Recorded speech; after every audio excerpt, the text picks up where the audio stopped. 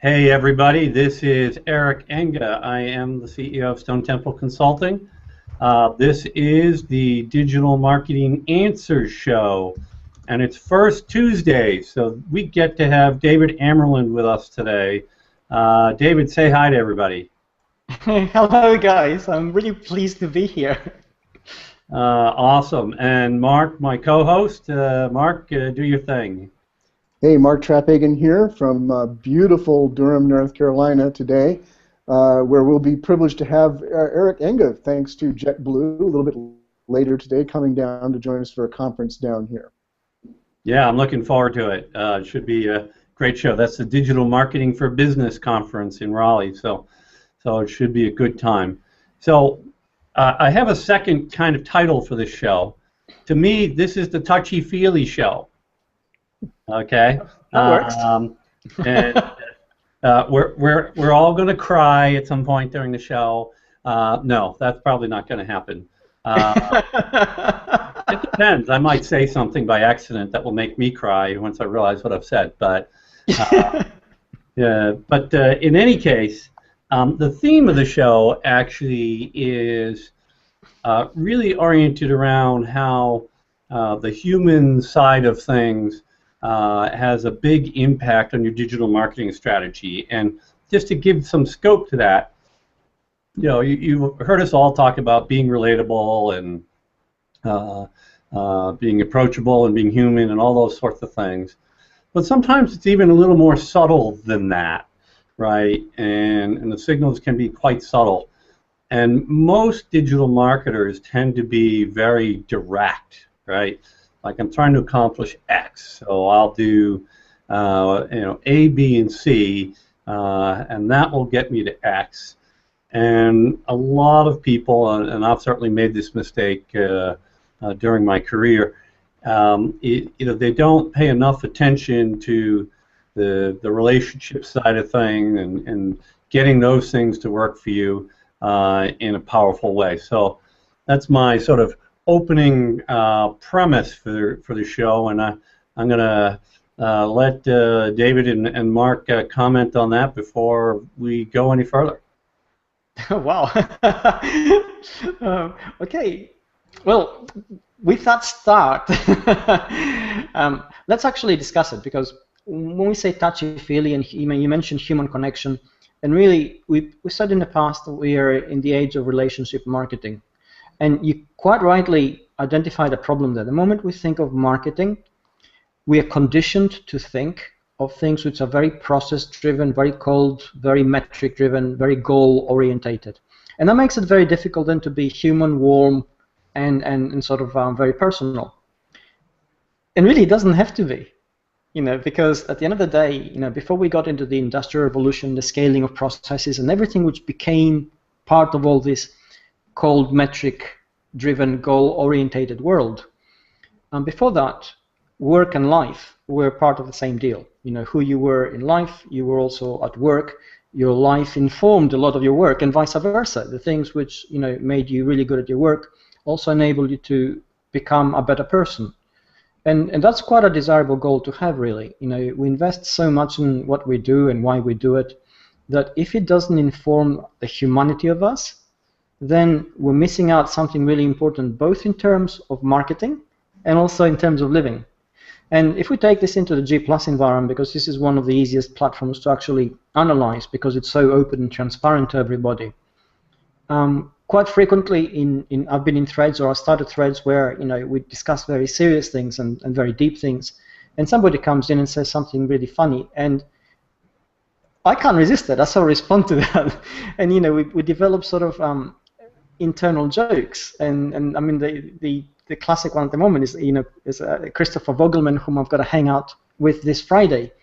He mentioned one point that perhaps we should sacrifice some livestock to the Google gods, and we started going on about goats or sheep, or whether it's goats or lambs, and it's become a bit of a joke. And you think, okay, this is ridiculous if you think about it, because here are two adults who have some sort of serious intent and knowledge and reputation, messing around in a public platform in plain view of everybody like we're children. And well, at the same time, it becomes part of the shared sort of comfort zone that him and I have developed and others developed, which allows us to humanize the connection. And if we don't connect as people, if we don't share jokes, we don't share things which are harmless or innocuous, then we can't ascertain whether we can place trust in a person.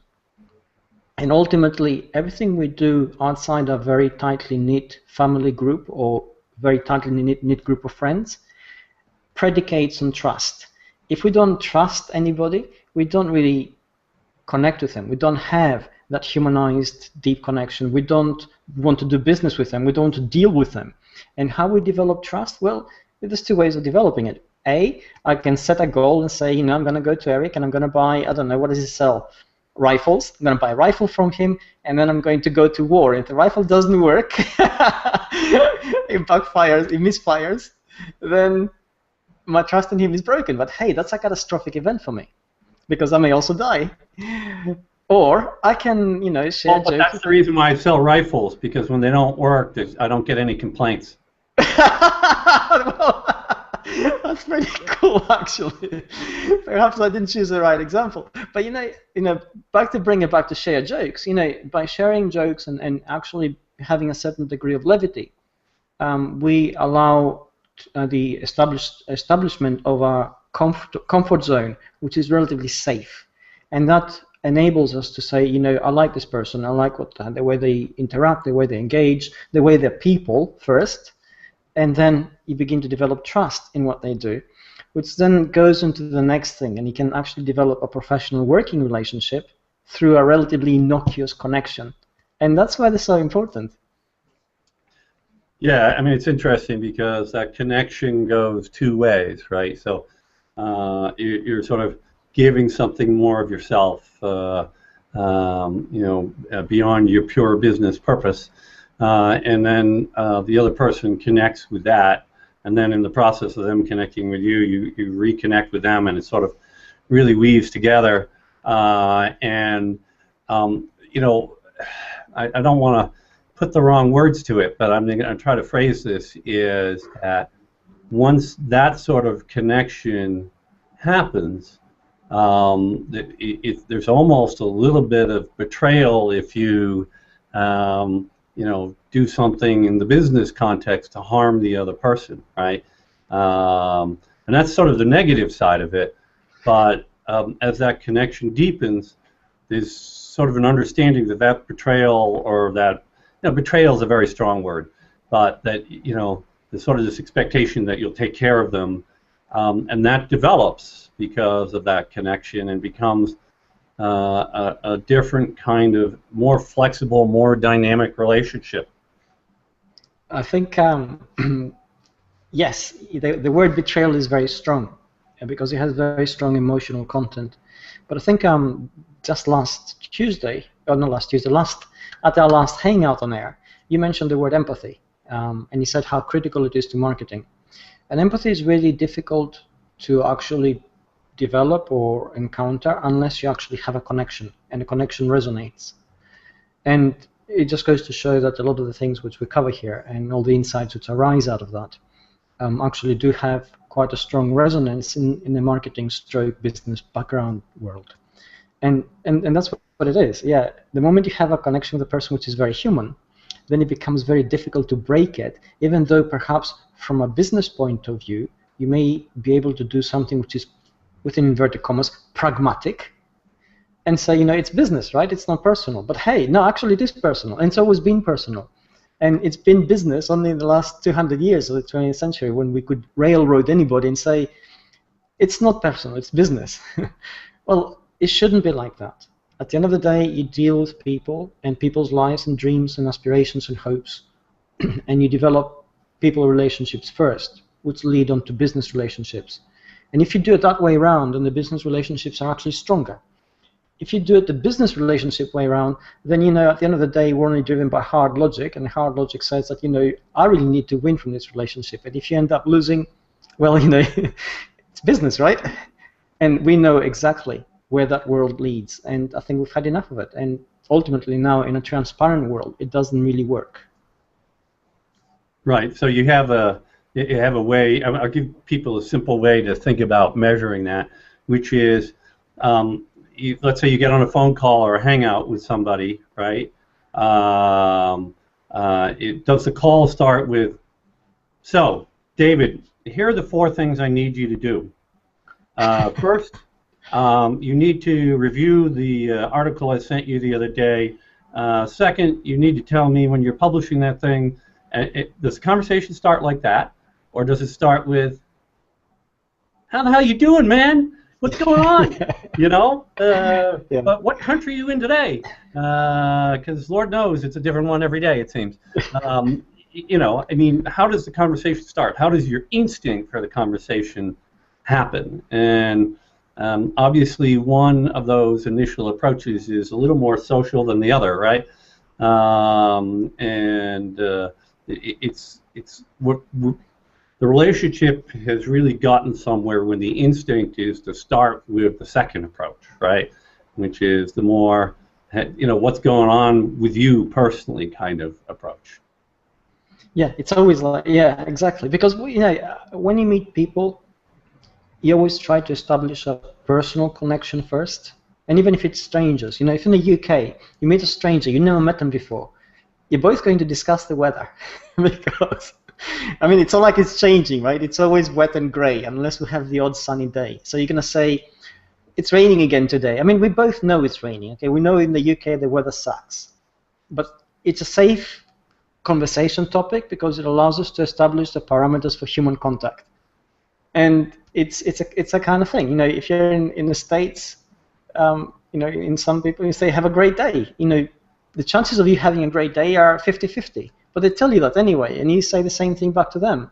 And that sort of allows the establishment of certain communication parameters, which allow you to make certain judgments about the other person. So I think, yeah, the human connection is always a strong driver. So you've just defined yourself as an optimist right there. 50-50 chance you have a great day, so that means half your days are great days. Wow. I should hope so. Well, I try very hard. I start most days with a strong sentiment of I refuse to have a bad day. So, you know, things go wrong, certainly they do. But at the end of the day, things go wrong always, right? That's why we work to make them right. So it's not like things happen automatically. To do anything well, it takes work, it takes effort, it takes thinking. Nothing just happens. And all that requires a certain amount of investment in time, energy, thinking, inclination. And if you don't think that, you know, this is worth doing, or if it doesn't fulfill you, then it becomes a very self-destructive kind of thing to be in every day. So yeah, I start every day thinking it's going to be a great day. And if it isn't, I make it so. Force it. Yes. Damn it, it's going to be a great day. So Mark, I haven't heard from you yet. You gotta weigh in here. Yeah, Eric, or excuse me, David. We titled this hangout "Social Culture and How It Drives Business." Maybe we should back up for a moment and define that first term. You know, what do we mean by a culture? I think it's a kind of word that people have a general or vague idea of what it means. What does it mean in the context of business? And I know this is something, you know, we wanted to talk with you about this topic because it's something that you think about at least as much as you do about marketing and business. You know, your Sunday reads every Sunday are much more about what we would generally call culture. But in terms of business, what do we mean by a culture?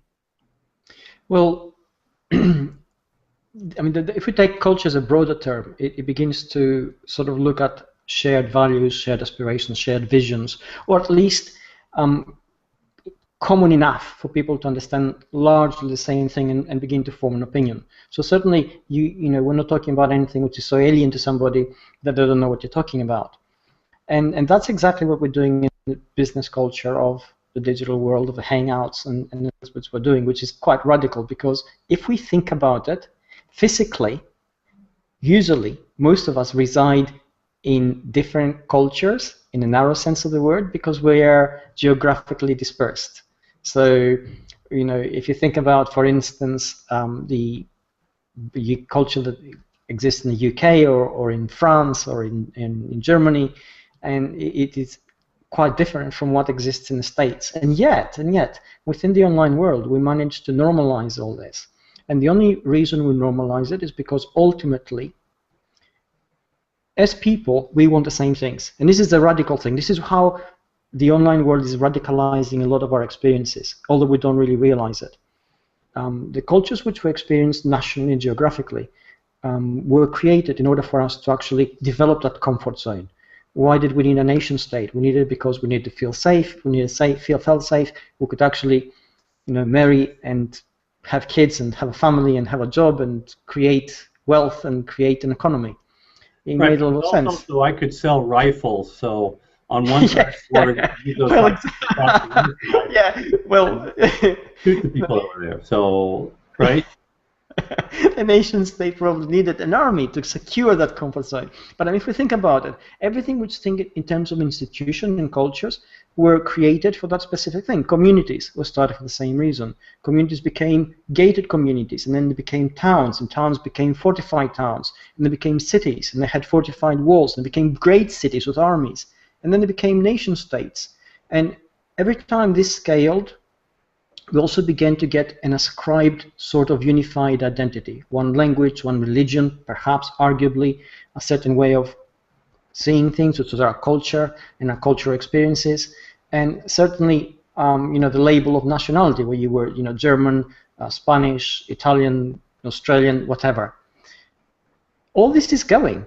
In the online world, I don't care if you're German, Australian, or Spanish, as long as you can actually deliver something of value. And you operate pretty much under the same kind of edict. And suddenly all these things are creating a world in transition. And we started out this talking about culture, and the first thing that popped into my mind when Mark mentioned it was Gene Roddenberry's vision of the Star Trek world, where you get planet Earth, which has tribal or regional differences, but it's one planet, right? Governed by one, global Earth government. And you think, how is that possible? That was science fiction. Well, now we can actually see how that can be possible. Because if we can all operate and connect like this, if we can create the understanding that as people, we all want pretty much the same things, then the enforced comfort zone that was created by the nation state or the country becomes redundant. Why do we need that? When you can find your own comfort zone in that world and actually function adequately well. And if we're all the same, why don't we align ourselves and work out our differences as we go along, rather than sort of create the friction between different states where we have to go to our politicians who will imperfectly translate whatever we tell them, and they'll take it into another different context, and they'll use their negotiating magic to translate even further. So we get into not even half solutions, we get into 1/10 solutions, we create greater friction and create greater problems, and we sort of, stumble along in terms of one step forward, 2 steps back. And yet, we can actually work things out a lot easier at a human level. And that's the culture we're creating, for both for business and living, through this kind of connectivity. Yeah, I mean, you mentioned the Gene Roddenberry Star Trek example, and I think part of what can happen there is you encounter another species, and now your similarities become more evident to you, right? But in what's happening in the online world is because of the communications that we have through online means, we have a different way where the differences becoming less significant and the similarities are becoming more significant. And we have an environment where you can even have a country's government change because of social media exposure and all that. And of course, we're not trying to do something so drastic here, but I actually want to throw up a couple of things here. Jan Beckman, Jan Beckman, sorry, has shared the Merriam-Webster definition. I'm going to read part of it because it won't all quite show here. The end of it: a way of thinking, behaving, or working that exists in a place or organization such as a business, right? And so that's great as sort of a baseline definition. But relating that to what you were talking about, it's okay. We have these boundaries we've established for comfort. What are the things now we can do in a marketing context or a business context to help lessen those boundaries between us and people who we want to do business with, or that we want to have business relationships with. And that's an interesting question, I think. And it has an easy answer, actually, although the implementation is difficult. But the answer itself is you behave in a way that is trustworthy. And it really is as simple as that in terms of developing business, like you do with real life. You develop relationships because people trust you. They trust you because of everything you do and everything which you say resonates at a certain level, and you're prepared to back it up with proof where necessary, and where not, you change your mind because you think, I made a mistake there and it was wrong. If you behave like that in a business world, with the same kind of veracity, same kind of transparency, well, people trust you. And it's that simple. It is complex because what we do these days is a lot more complicated than perhaps selling beetroots out of a stall in the town square. We work asynchronously, we work across time zones, we work online, we're not always there. We work through websites and work through digital personas and personalities, which perhaps you could argue we are very careful about shaping. And that's what makes it difficult, because at the same time as we do all these things, you need to try and work in a way which establishes authenticity, establishes a degree of transparency, and allows people to get to know you as a person first. And if you do that, then you begin to win in business.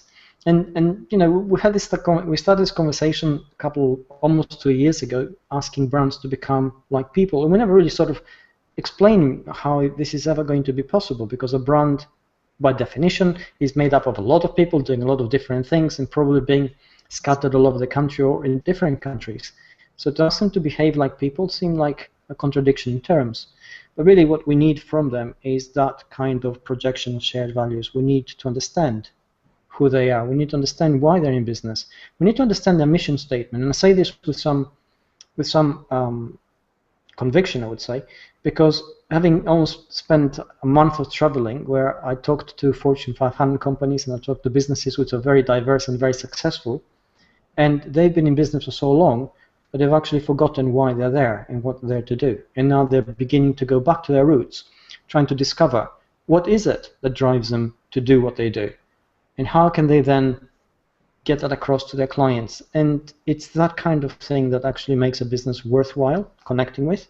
It's the kind of thing that humanizes it. And if you have a small business, then it's even easier to do, because all you have to do is drop the barriers and let your personality come through.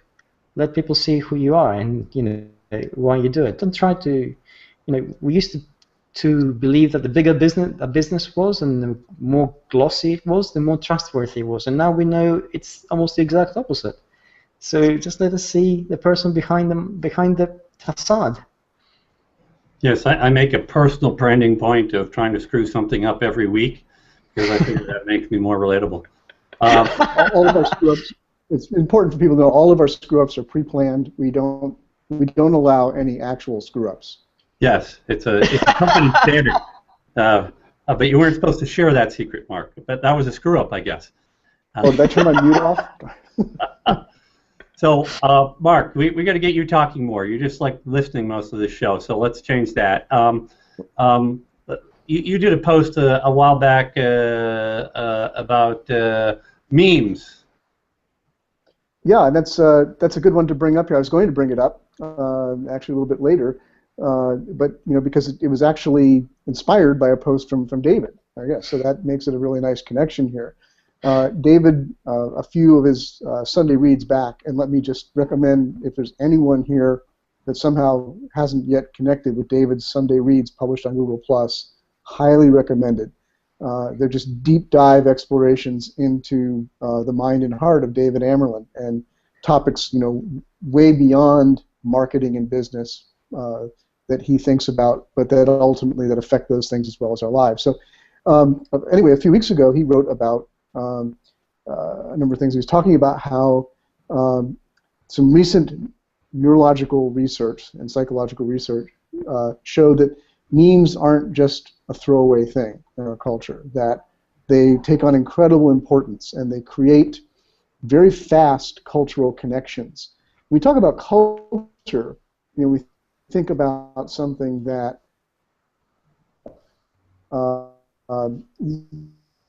typically, we get my museums, halls, and opera halls, and things like that. That's what we call high culture. Those are things that develop over many, many years, even over centuries in some cases. But today, with the online culture, cultural connections can happen very quickly. And memes are simply anything that becomes one of those things. Dave was talking earlier about the power of an inside joke.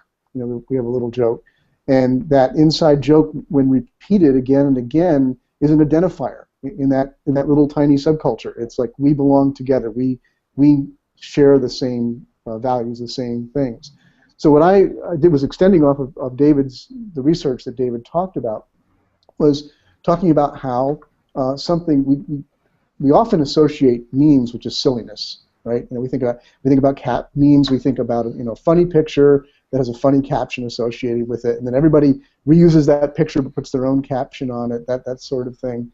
But what I wrote about is that you can actually use those to very serious purposes. If you understand what I was just talking about, they can not only be a lighthearted moment in a serious blog post or video or something like that gives maybe a little bit of relief to a serious topic, but they can actually help reinforce the topic because they become a touch point, a cultural touching stone for people. I'll just give a quick example of that. I wrote an article last week for Marketing Land talking about the supposed death of Google+, those rumors that jumped up with the exit of Vic and Datra a couple weeks ago. And I used as my primary image for that article right at the top something that I hope would be familiar to most people in our culture, and it was a shot from the movie Monty Python and the Holy Grail. It was an iconic scene early in the movie where it's supposed to be set in the Middle Ages, but very satirical, and where they're going through the village and it's the time of the plague, and just somebody just walking through the village with this cart full of bodies just hanging on a pan and saying like, "Bring out your dead, bring out your dead." And then, the great comedy of the scene is somebody brings out, "I got one for you," and the guy who's got slung over his shoulder keeps saying like, "I'm not dead yet." Well, that image got across the whole message. It was what the post was trying to say, is that people are saying Google Plus is dead, but it's not dead yet, and the image becomes a powerful touch point for people who understand it to get very quickly where you're going with that. I think that's a brilliant point to bring up, yeah. And there's two things there, Mark. First of all, you mentioned my Sunday reads and how they sparked off that. And everything is so co-creational. A lot of the things which happen here happen because of this connectivity, which itself is a culture-creating driver. Because in order for us to be able to build on each other's ideas, we are forced to think in ways which are mind-expanding, and they in themselves create a culture within Google+, and certainly a culture which is not just relationship building, but also it affects the way we do business. So yeah, you're right again in mentioning that was a Mark is right statement. Counting those as always. That's my favorite meme. Yeah, I'm not ready to make a meme out of it yet, but I actually want to expand the conception of this slightly too, which is there's a physical and psychological thing going on here, which is that if somebody's amused, has a moment of amusement, it doesn't have to go into open laughter, but some other part of their brain gets tickled, literally they physically and psychologically become more receptive to the rest of the communication. Right, so it's an insight into the human brain, and if I were to just extend it broadly, just for sake of illustration, this is why when you have someone who's borderline workaholic like me, there's some people who would argue the word borderline. You have someone like David Amerland, who is way past workaholic stage because he does anything but work, it seems. I suspect there's some other truth to that. and and Mark, who's like constantly working, you get to a point where it's like, okay, you're still there in front of your computer, and the mind sort of breaks down, right? And you no longer have that ability to do anything, or you're no longer as effective. So, for me, and this really does relate to the meme conversation. Trust me, I'll get back there. I do things like I have certain things that are just off limits, right? And so I do my workouts every morning, and something aggressive and very physical. I play basketball a couple times a week. I never eat my dinner in front of a computer. I have all these different things so that I know that I have these time away moments. And my wife and I love to go out to dinner, by the way, and so that's another. There's all these different things. They have a purpose, and the purpose is that by exercising different parts of the brain, the part that's trying to solve those business problems gets to rest and then becomes more able to function. And in the situation with a meme, what's happening is by creating that moment of amusement, right, which Mark in his cat meme post, he had a picture of a bunch of cats in kind of a field area, all in cardboard boxes. And the text under it said, "The cat traps are working," right? Which and what happens is the brain, boom, some other part of the brain fires off. Step out of that business context, right? That you started with, and then the ability to receive the rest of the information being communicated has been enhanced by that exercising of a different part of the brain and giving that business marketing focused part of the brain a rest, even if it's quite short. Yeah. So I think these kinds of things are actually a big factor in how you do these things. It has a purpose, right, when you do these things. It's energizing, certainly, and it's exactly right. But it's energizing also because laughter, which happens because of human contact, becomes a uniting force. It lowers the friction barriers. And the moment the friction barriers are lowered, then the amount of work you have to do to process something also drops because you're more receptive. You don't have to overcome all the critical aspects of judging a person, judging what they said, and judging the content of it, and judging the context of it before you take it in and analyze it as a piece of information. And that's what makes it a lot easier and a lot more satisfying. Sandra Watson in the stream, I was going to say, yeah, go on, sorry. I was going to say, Chris, quickly, that I once heard a speaker say that that the reason that he puts humor into his serious talks is that he said, when I go to hit you in the teeth, I won't split your lip because you're smiling and it's up there. I always wondered about that. Yeah, but you're still going to break my teeth. But that's another story. That is funny. Sandra Watson in the stream asked whether cyberculture is part of IRL or is now affecting it. And essentially, I think the culture which we create in our online relationships has a huge drip effect into our real lives, because at the end of the day, the tools which we use in order to function online are critical thinking and analytical thinking, any kind of emotional response and emotional connection, then it becomes part of what we do anyway. And because it's part of what we do anyway, it begins to affect it. And can we create different social media cultures? Do we control that? I think it comes down to the connections again, Cheryl, because I mean, what Mark and Eric have said before about how we connect as people. Well, the context of our connections in many ways sometimes defines how we connect within that environment. And what I mean by that, let's think about, for instance, Twitter. I can easily connect with Mark on Twitter. I can't really have a meaningful conversation with him. I know he'll share my material. Perhaps I'll retweet something he says, and I may send him a 140-character message back. But the medium in that environment seems designed to almost limit the depth of the connection that I can have with a person, and that means I can only take it so far. We take it to G+, and it's the other way around.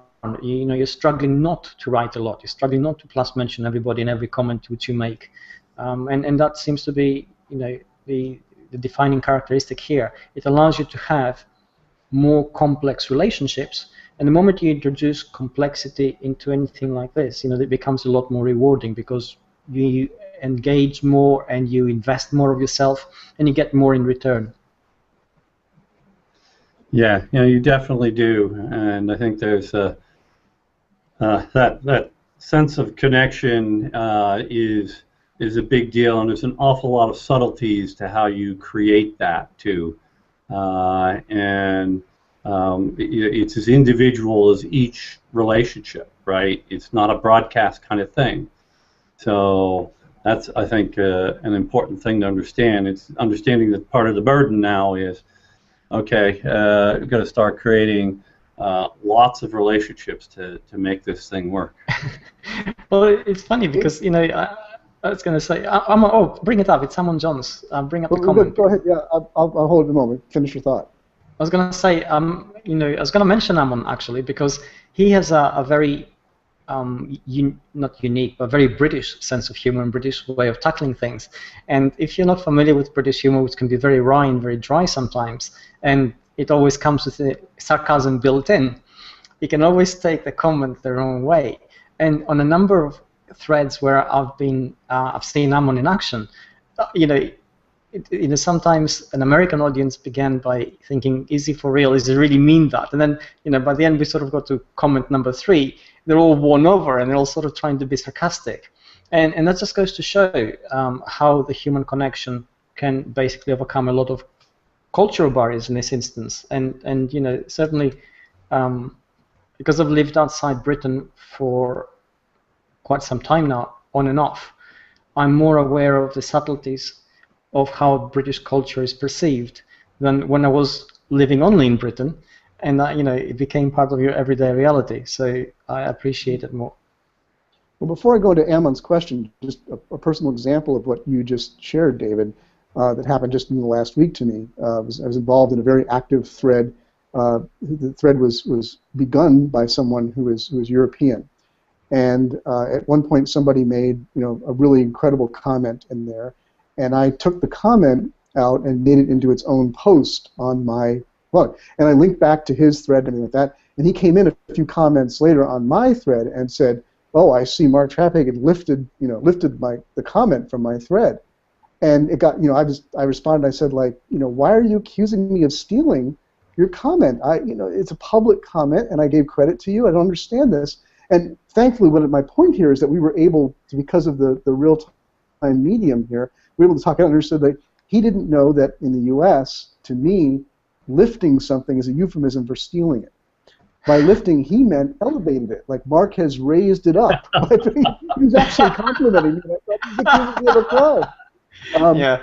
But the good thing was, so there was, that's an example of a cultural difference, a cultural separation, that through live real-time social media, we were able to quickly resolve and then laugh about. And then we had a bunch of comments to delete because other people had chimed in and say, "How dare you say Mark?" But thankfully we put the fire out, long before it got away from us. But let me bring up Amon's question here, which is kind of a deep level question. I think interesting. He says, "Isn't innovation almost always at odds with culture, unless we somehow create a culture of innovation?" Maybe we can try to untangle what he means by that. How is innovation at odds with culture?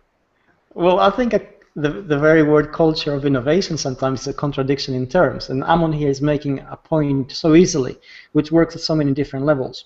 We're talking about status quo now, and if we think about business, we talk about being disruptive and being a startup and being hungry and doing things differently and thinking differently. And the moment you make it, the natural thing to do is to try to create a comfort zone. You try to do what has always worked for you because it worked. You don't want to try anything less or anything more, because you're in risk aversion mode.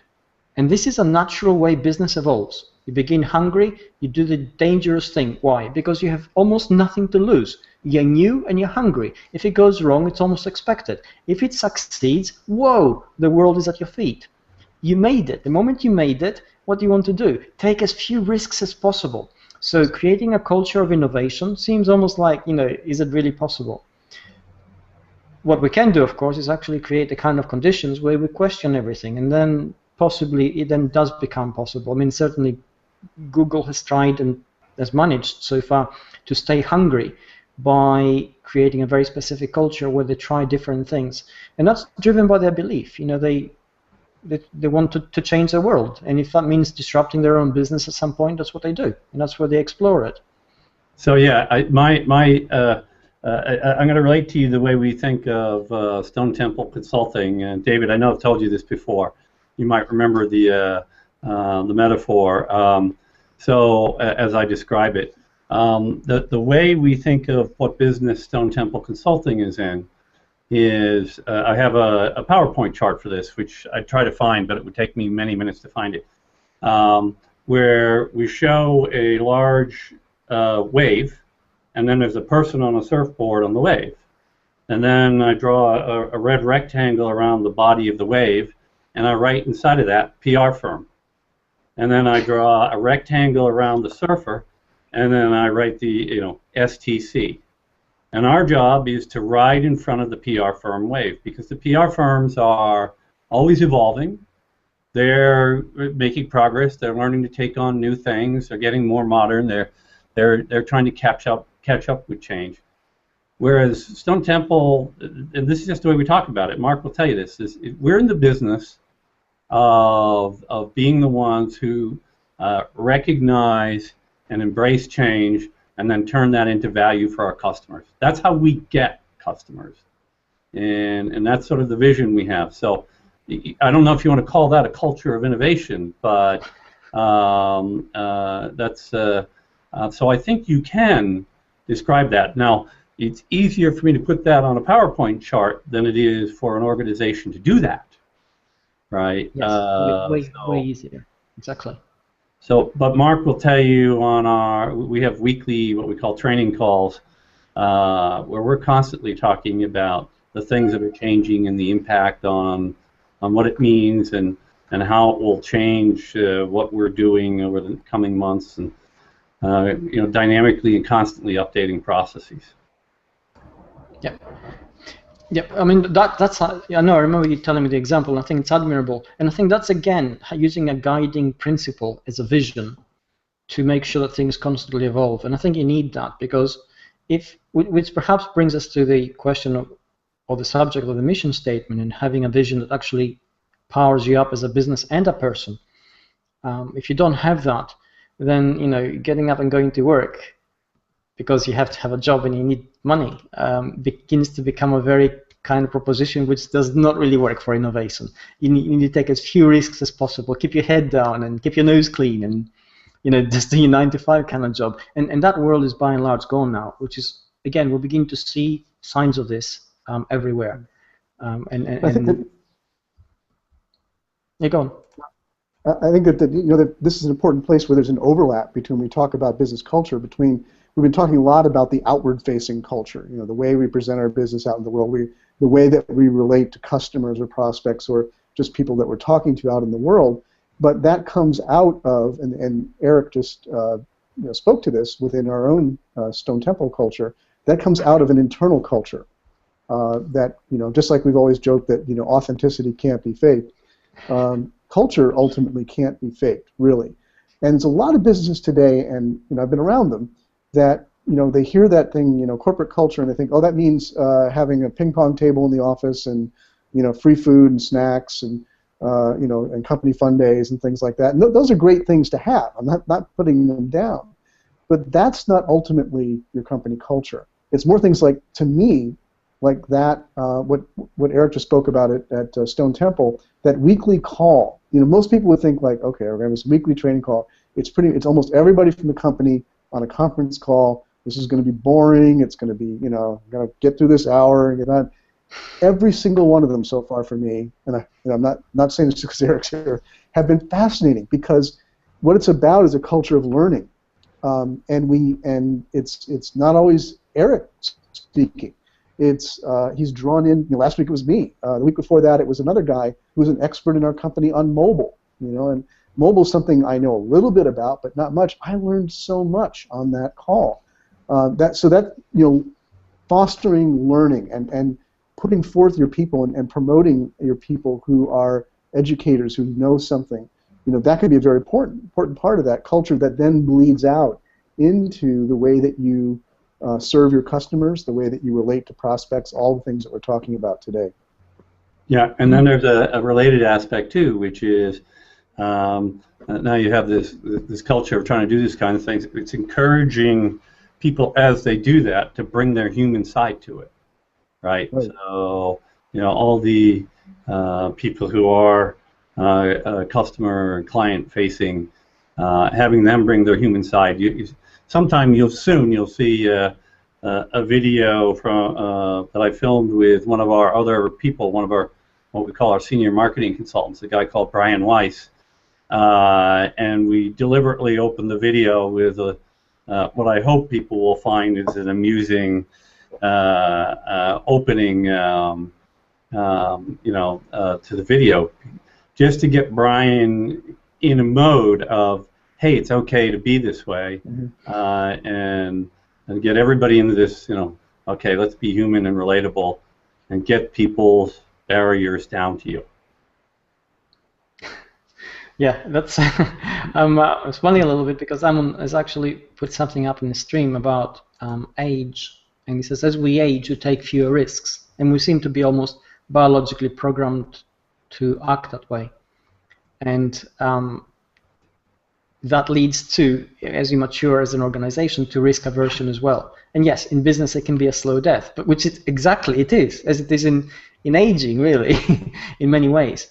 But what both Mark and Eric, what you both remarked about, is the fact that you can overcome that if you actually have as a guiding principle something which constantly empowers you. Within your weekly calls, you basically learn new things. You don't just share, the way business is done, but you also share knowledge, and knowledge itself is empowering. And the more you learn, the more you feel capable of doing. And if you feel capable of doing things, the next natural thing is you actually want to do them, because that's how you become better and more empowered, and that leads to a degree of happiness because you activate many of the centers of your brain which allow you to feel alive, and feeling alive is absolutely fantastic. This is why we do what we do.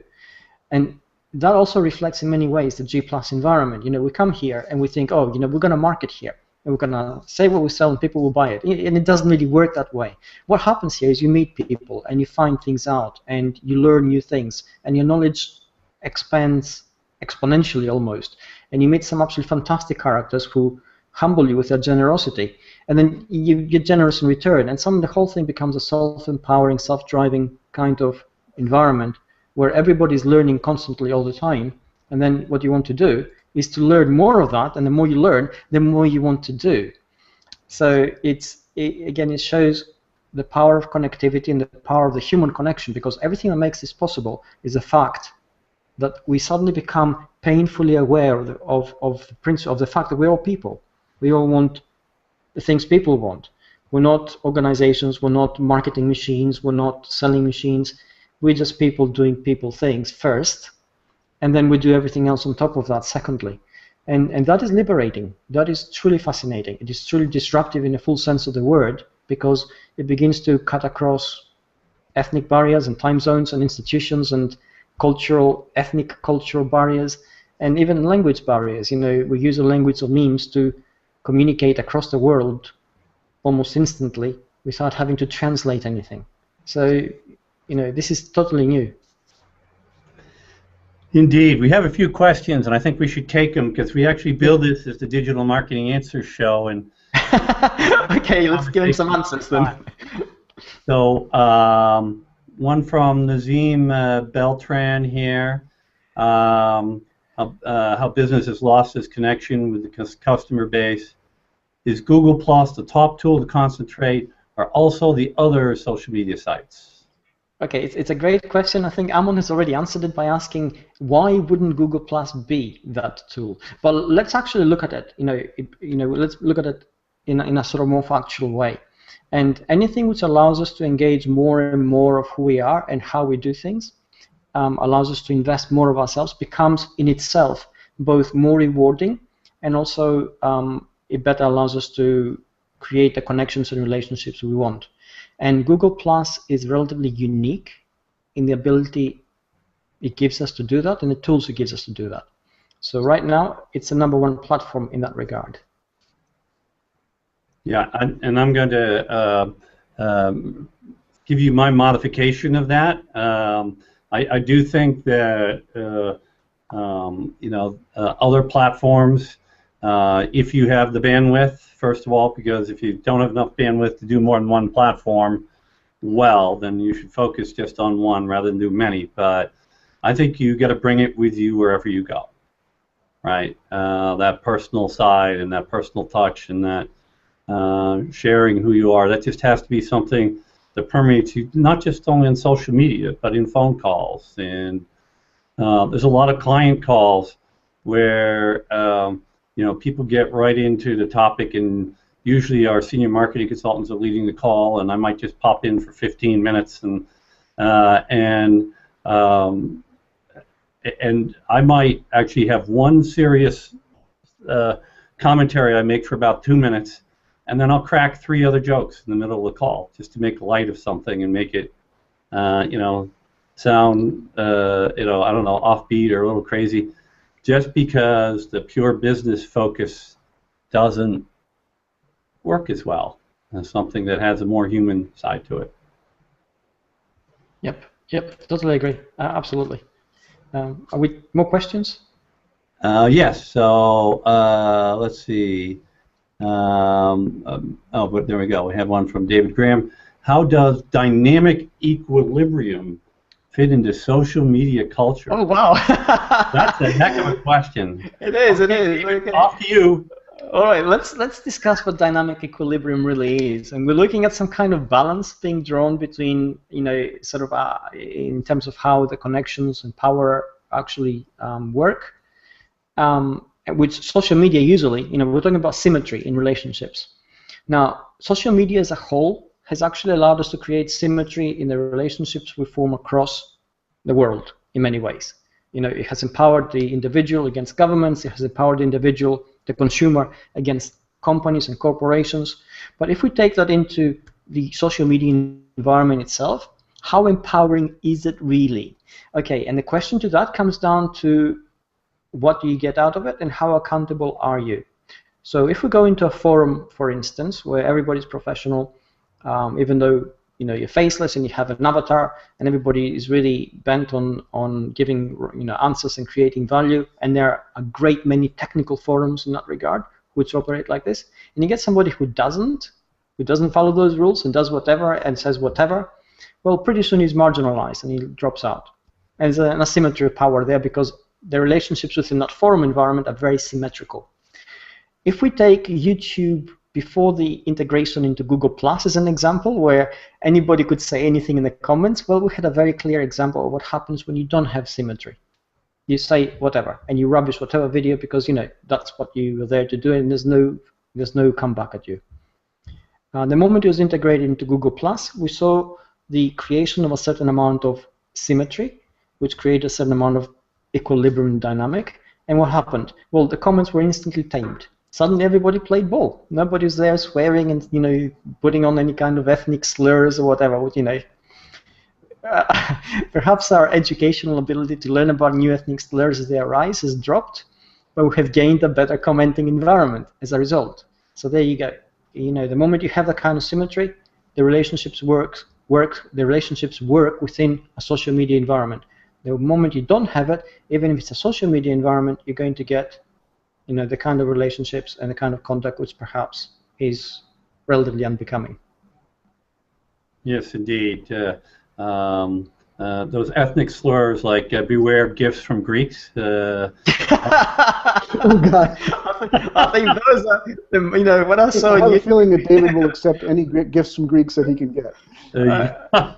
YouTube would make sailors blush. There you go. I wanted to bring up this quote from Alan Johns that he stuck in the middle of a very long comment a little while ago. That's why I pulled it out here, and I just loved it. He said, I think you'd like it too, Eric. Or, yes. Eric and David. Yeah. Innovation begins with doubt. And he actually, just in context, he was speaking about leadership within a business, within an organization, that when the leadership is willing to publicly express doubt about something, that's saying, like, we don't know what this is. We don't know what this change in Google means right now, or we don't know what this disruption of the market means, but that doubt can lead to innovation. Would you agree with that, David? I would, and as a matter of fact, I'm going to take this and quantify it back into the way we operate within G+, where, for instance, despite the fact that we form relationships across the globe amongst peers and we become friends, there's never the subtext that I'm going to back you up regardless what you say, because we all need to stick together, because that forms a kind of cabal, and we don't do that. We're all held accountable in our views. I mean, many a time Mark has said something which has made me question something which I said, and I've gone back and checked it, and I've benefited from that, and vice versa. And it makes us aware. It's exactly that, the doubt, whether we can't all be 100% right all the time. There's no divine right of kings being anointed upon us just because we're in social media, and just because perhaps we're popular, perhaps we have a high profile, or we do something which is held in high regard. At all times, and this is new, this is applying the entrepreneurial spirit pretty much across our entire work ethic and living ethic in social media world, where everything we do, we actually are willing to examine it very carefully and try to establish its real value, and be willing at some point perhaps to change if it is wrong. And again, I think that's a nice way of contextualizing it. Absolutely. So unfortunately, I can't let the show run over today because I have an airplane to catch to go down to Raleigh for the Digital Marketing for Business conference. As we said earlier, where I'm going to join Mark Traphagen at that conference and have dinner with him and his lovely wife tonight. I'm really looking forward to that. So I'm going to have to invite our closing comments now. So, David, do you want to add some? Yeah, definitely. we talk about culture, and we talk about connecting and being real, and let's just do that. And yes, be willing constantly to critically examine what we do, why we do it, what value it gives us, because that's the only way of constantly evolving and moving forward and gaining all the time. And this is where we support each other. And Mark? And I think the main takeaway that I want to leave people with is that connection between the internal culture within your business and the culture that you present to the world. You can't disconnect the two. You can't ultimately fake it.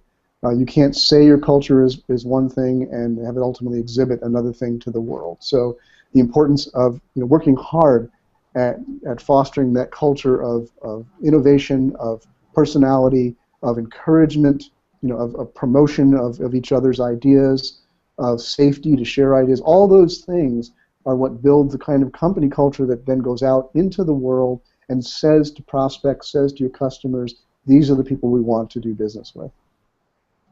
No, absolutely. I agree with what both of you said, and I want to harken back, whatever, to what I was saying before about how, as marketers, we tend to be very, very purpose-driven, and we build these mechanical plans to make things happen.